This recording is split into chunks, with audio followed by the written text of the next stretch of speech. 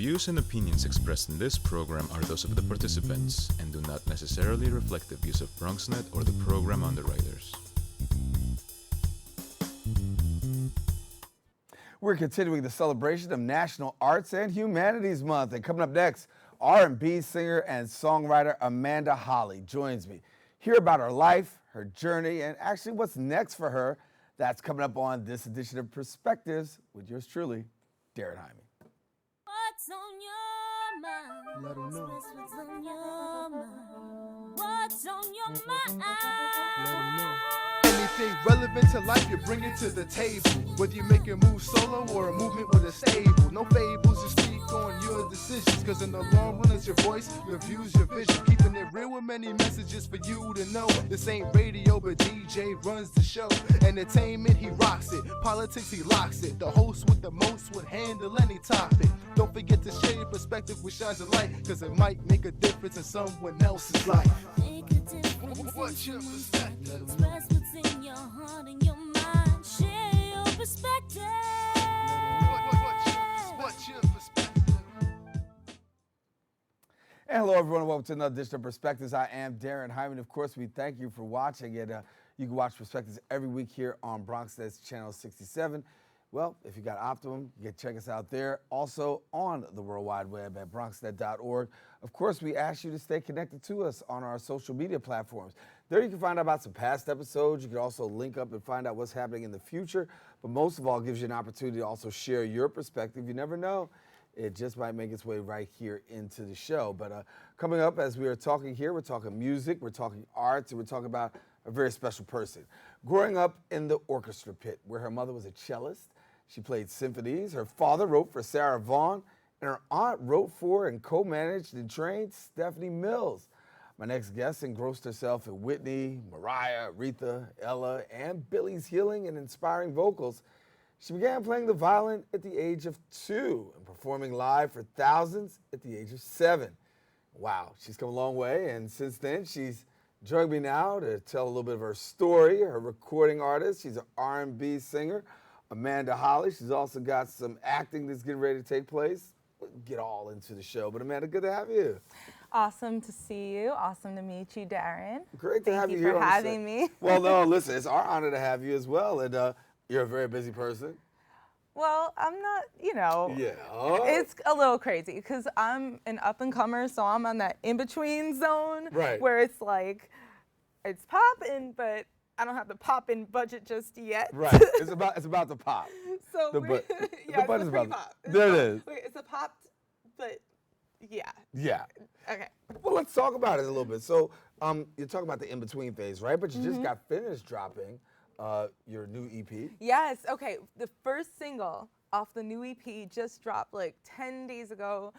It's a collabo with one of my writers, Cecily Wagner, Davis Chris, producer, and Shane Foster, another producer of mine, who are now currently top 10 all over the charts, all over the iTunes chart. They got a record that they wrote and produced and are featured on for Yo Gotti.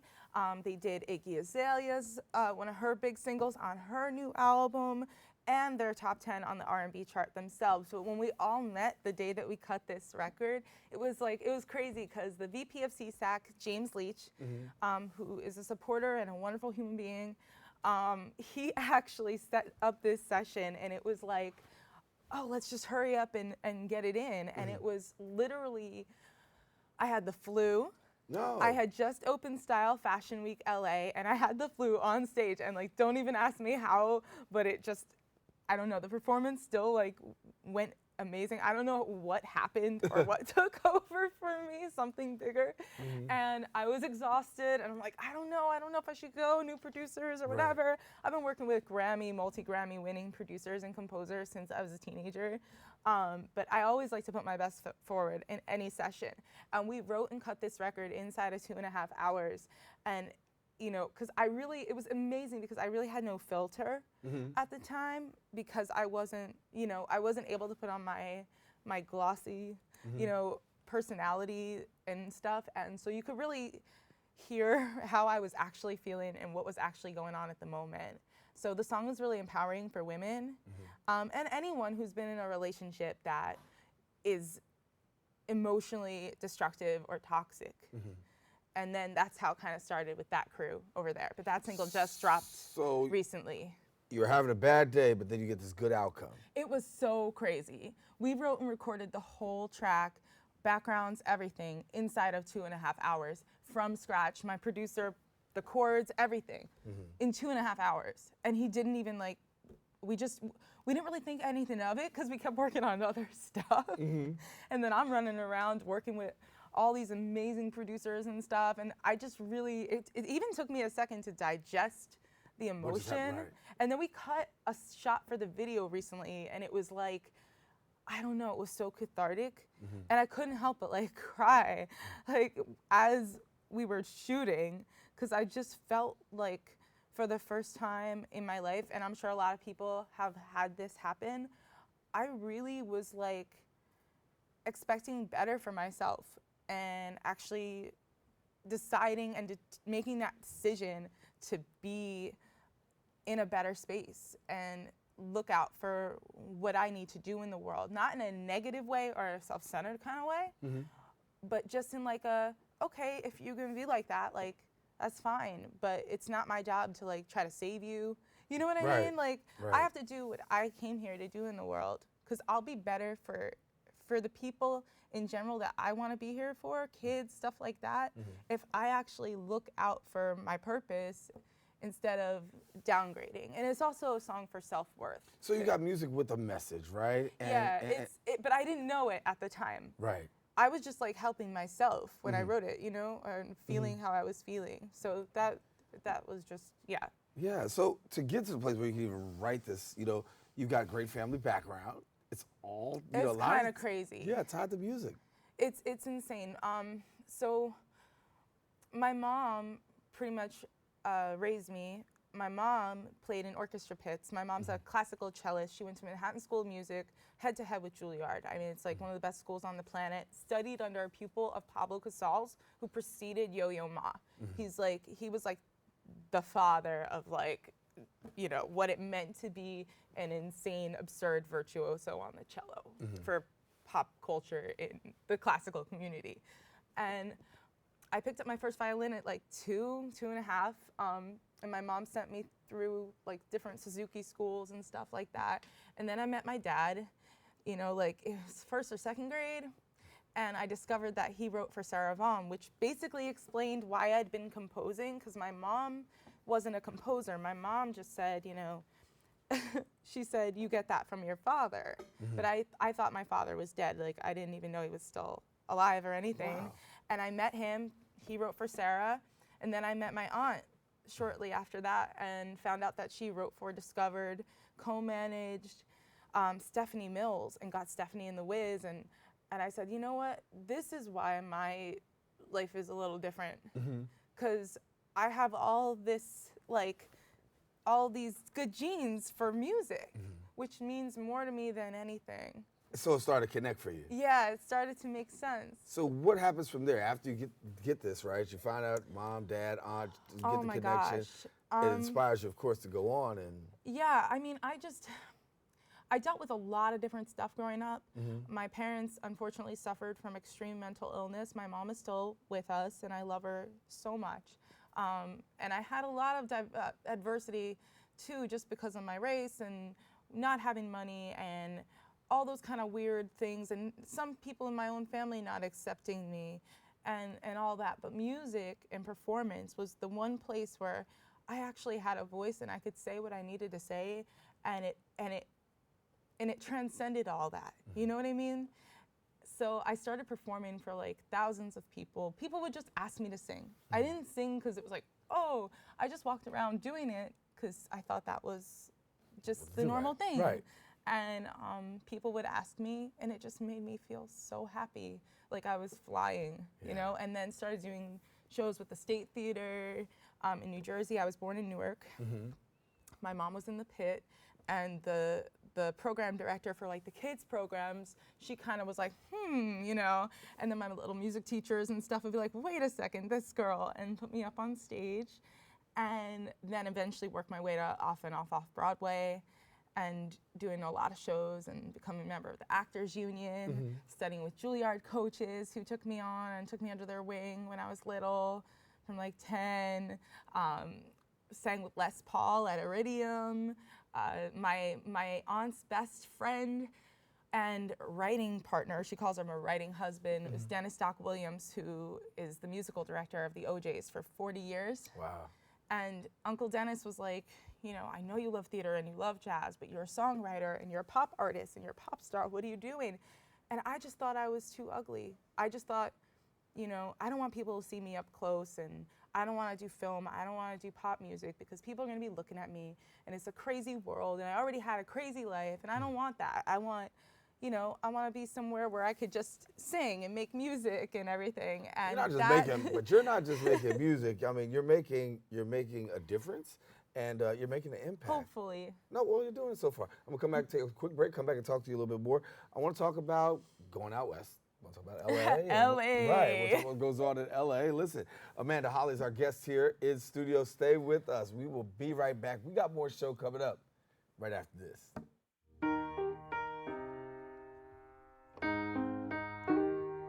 I can't change, even if I try, even if I wanted to. Maybe you can make retirement happen.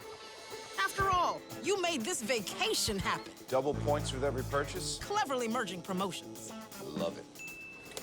cross-referencing travel sites, and booking all your flights with those. Vouchers. I got us bumped. They were like, oh. But now they're like, aloha. You aced this vacation. Now get the tips you need to get on track at aceyourretirement.org.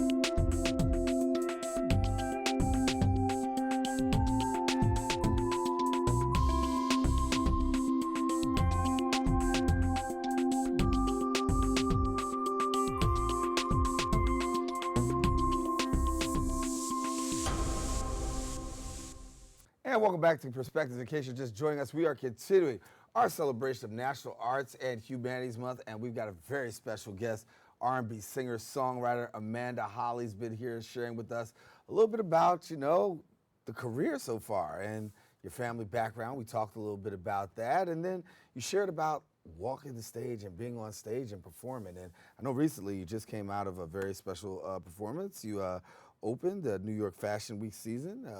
Opened Style X New York Fashion Week featuring Wale, which was freaking awesome. It was just such a great experience and so much fun. I've actually done like multiple seasons with them.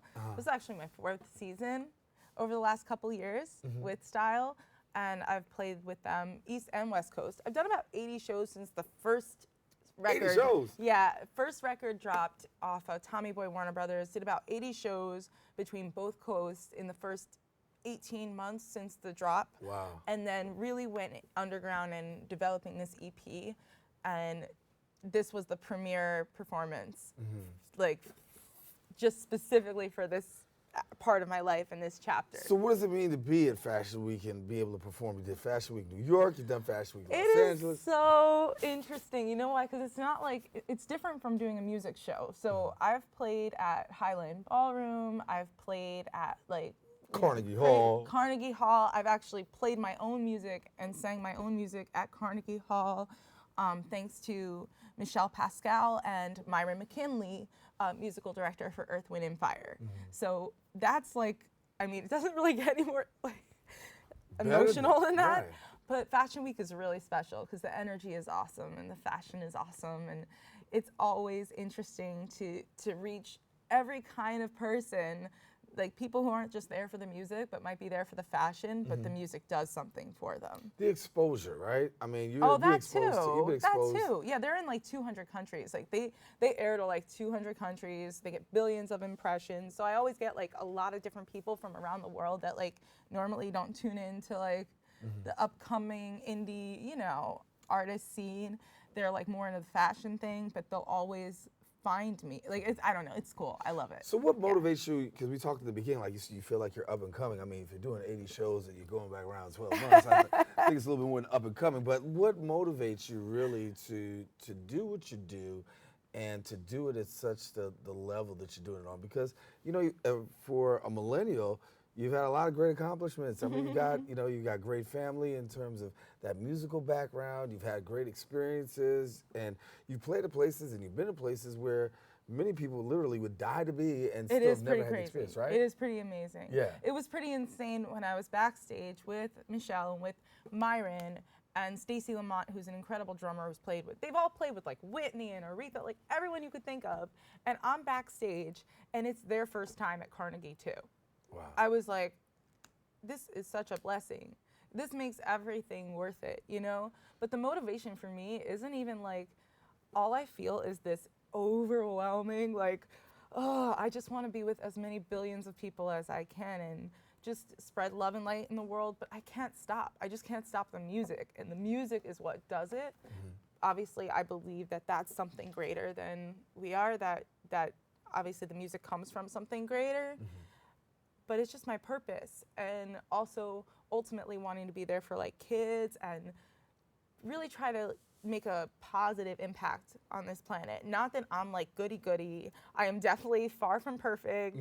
Like I have so many things that I need to work on as a human. I've been studying philosophy since I was 8. So yeah, but And so you got things to work on. But let's talk about the professional things you're working on too. You're professionally working on a reality TV show. yes, so LA kept pulling me because a lot of the great producers, I have dozens of Grammy-winning and Oscar-winning producers and composers that I've been working with like forever. And then even before I said, you know what, okay, I'm just gonna do pop music. This is who I am, and that's what it is. I'm a soul singer, but it's pop music. That's, you know, I wanna reach everybody. That's what I am. And I started working with a lot of different producers in LA, some of which have been extremely successful and some who are up and coming. So I'm out there, I'm working, and then, you know, I get, you know, this director wants to put this song in a movie that's now on Showtime, and, you know, is like, hey, do the title track, and I'm like, okay, cool. So we start working with meeting with a lot of different producers and directors, and they're like, but wait, are you an actor? And I'm like, actually, yeah.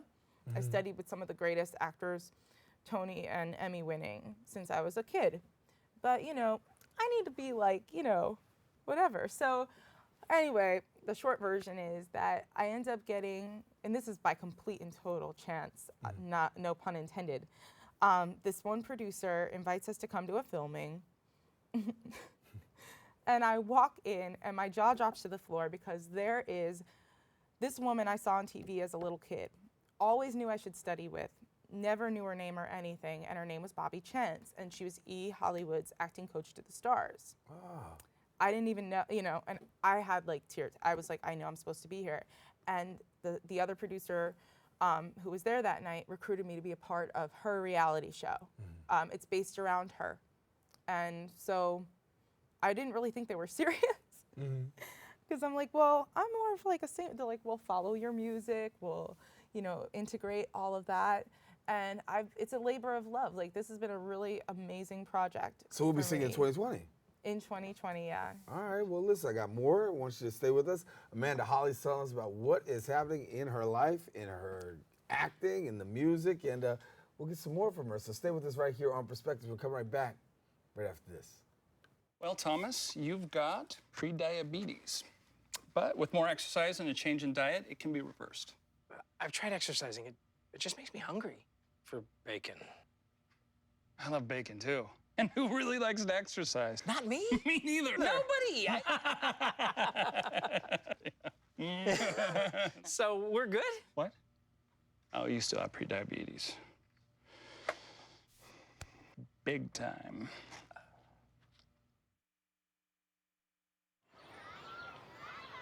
Did you know kids who play outdoors have healthier lungs? Totally. I did. Did you know that boys that play with dolls make better husbands? My son has lots of dolls. But did you know terry cloth diapers breathe better? I did. It's totally true. Oh, yeah, yeah. Did you know that strollers have the right of way on the sidewalk? Yes. Yep, I did. Did you guys Did you know that kids who eat breakfast have higher GPAs? Yeah, I know. Yeah. That's actually what I was going to say. Did you know babies should never touch silver? It's really bad for them. I knew that. Did you guys know that statistically friendly kids have more friends?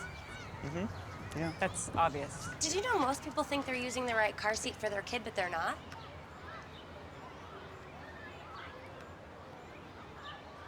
Parents who really know it all know for sure that their child is in the right seat at the right age and size. Visit safercar.gov/the right seat to make sure your child is protected. I'm putting that on my blog. I just put it in mine.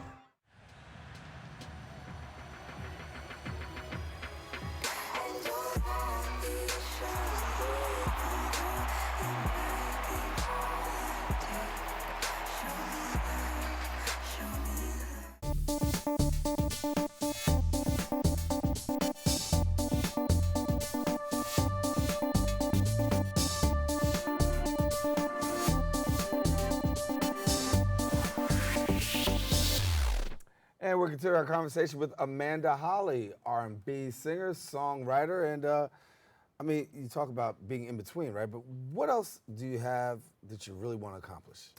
Oh my goodness. I'm gonna be pretty relentless, honestly, until I've won a quadrillion Grammys and a couple Oscars and some Tonys and Emmys and been able to impact the lives of as many kids as I can in a positive way. I'm a part of a UN collective that's really special to me, that Dr. Liang Ying, who's a wonderful, incredible scientist, like out of London actually, founded. And I got to actually perform at the first ever African Monarchs Council. Awesome. So yeah, I'm a little bit hell-bent on performing for the next 300 years. Yeah, it sounds like it, and you're doing, and you're on your way. Influences. Who do you find to be your influences for what you do? Great vocalists and great leaders. Like, Josephine Baker is a big one for me. I freaking think that she was such a force in her time. She had a Rainbow Tribe of Children, which I'm sure you know about. Yes. I just think that she is just incredible. What she's done for the African American community, or the biracial community.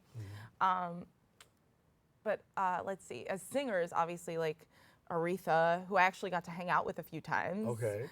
Which was amazing. Shaka, who I also got to hang with. Whitney, Mariah, Ella.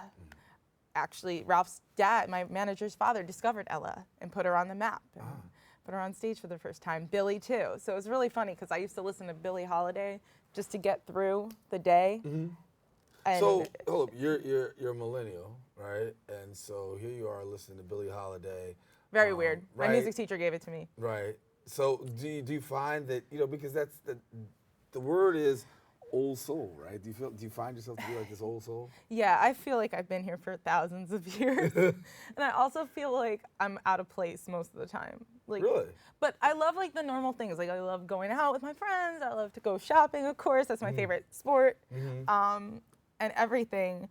But I definitely feel like I want to be the one that's like singing the power ballads while everybody else is like twerking, and it's I'll twerk too, but right, like, right. But let me do my power ballad too. Yeah, I want to play and sing, and I love Gershwin and Sondheim and Beethoven, and it's interesting. Speak to me about that, because Stevie Wonder. Right. You know, You've got this great diversity of music, right? You've got the background from family, but you've actually acquired it yourself. But I want to just talk to somebody out there, right? There might be a young person that's thinking about doing this. You're a millennial with this diverse background.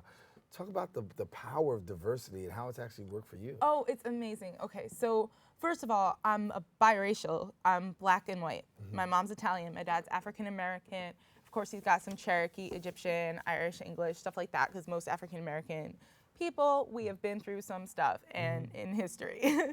And the music side kind of reflects that, because my mom is the classical one, and my dad is the soul and R&B and jazz, you know? So I used to look at it as like a curse, you know, because I didn't really fit anywhere. And if you get one drop of water in my hair, it spirals in 3 seconds. And people tease me relentlessly. And my own family, some of them were completely racist towards me growing up. Horrible. It was horrible. But at the same time, it's like some of those things that made things seem so crazy and like, oh, where do I fit in this music thing? I got the orchestral stuff and the soul. What is this? Like, all those things ended up really working for me. And I feel like if you guys, like, if you feel out of place, it's really not what it seems to be. Because, for instance, like, soul music and orchestral music goes so beautifully together. And that was why my mom and my dad fell in love, even with mental illness, even with everything that they each suffered and went through. The music brought them together.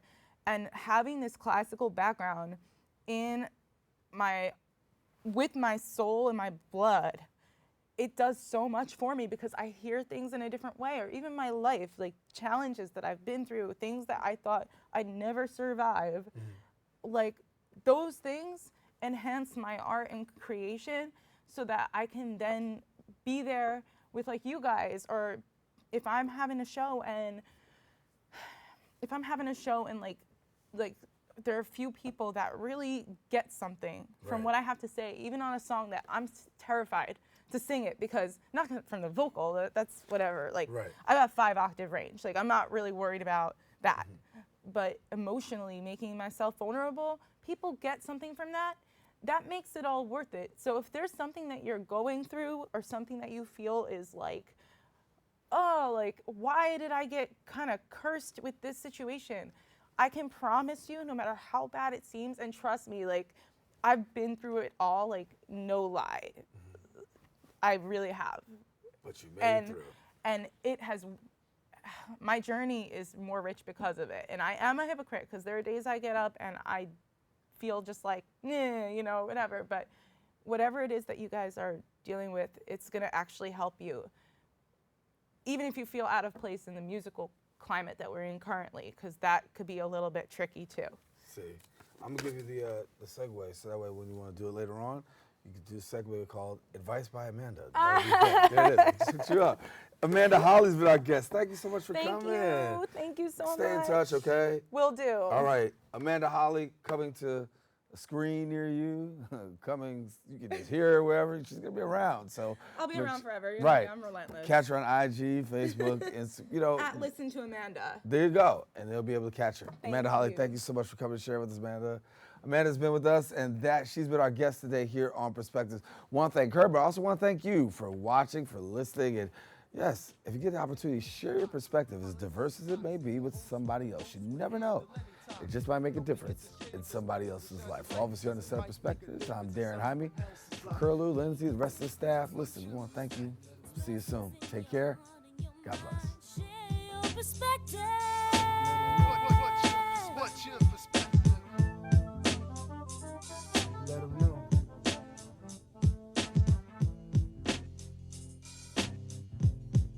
What's on your mind? Let them know. What's on your mind?